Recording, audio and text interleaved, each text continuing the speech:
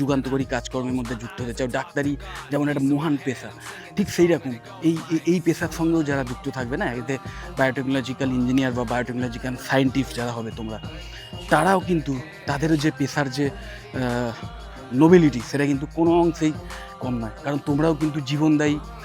বিভিন্ন ঔষধ, বিভিন্ন ভ্যাকসিন বা বিভিন্ন মানে জৈবিক মানে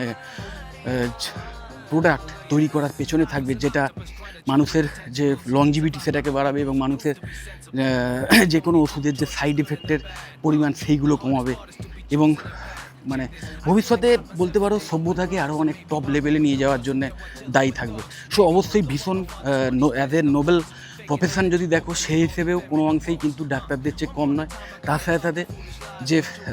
স্যালারি পেতে পারো তোমরা এই সমস্ত জায়গায় চাকরি করে বা অ্যাজ এ সায়েন্টিস্ট কাজকর্ম করে, মানে সিনিয়র যখন লেভেলে যাবে তারপরে তখন যে স্যালারি পেতে পারো,